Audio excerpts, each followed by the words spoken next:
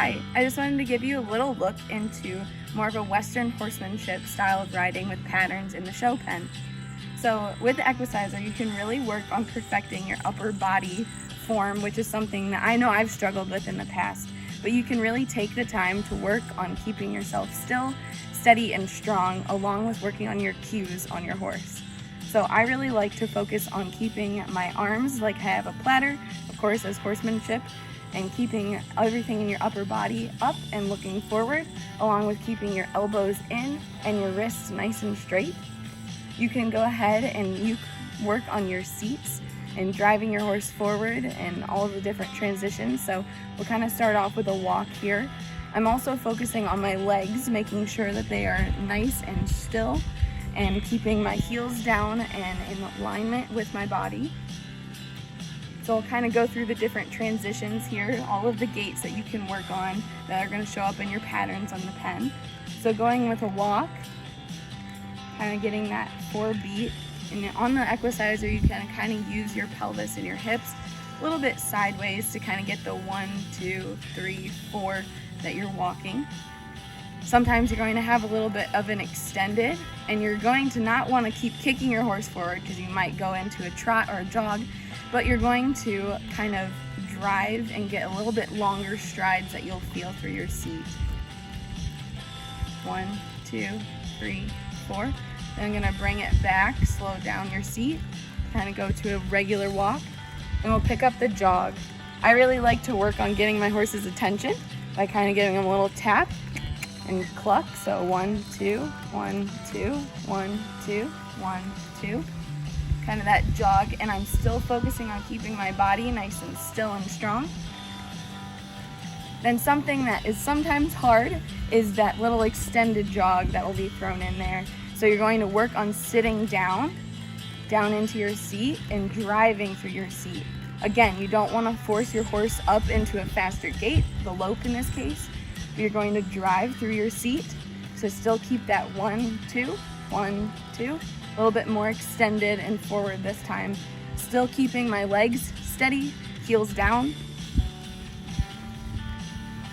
Then a hard transition of keeping that extended jog into a lope this time. So gather up your horse and use your legs.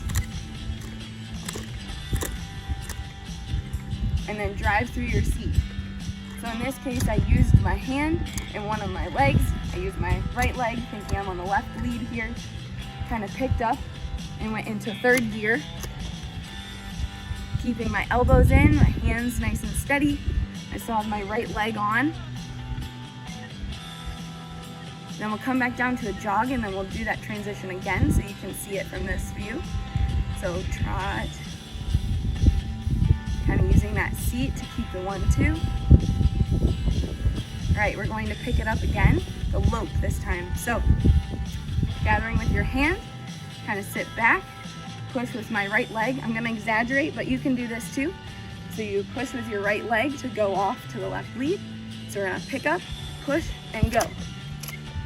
Kind of see how the horse goes right into that lope.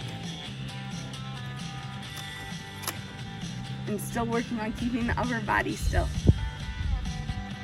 Now, something I like to practice, which is hard as well, is a flying lead change.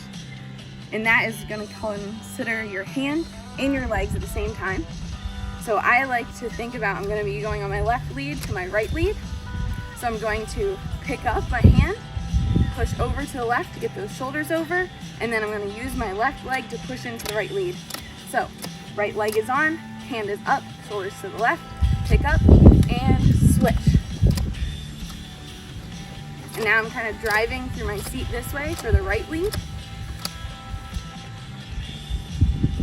I hope that helps. I like to practice lead changes like this because it's a little bit hard on your own horse, and you don't want to give them incorrect cues because that can mess up a lot of things. So practicing on your Equicizer is a great way to do this. And then we're going to wrap it up by going back down through our gait. So we're going to go down to a jog with our seat, and then down to a walk, and then we'll call it a day. So go down to the jog, trot, 1, 2, and then down to a walk, slow again, and walk. I hope that helps. Good luck on your next pattern.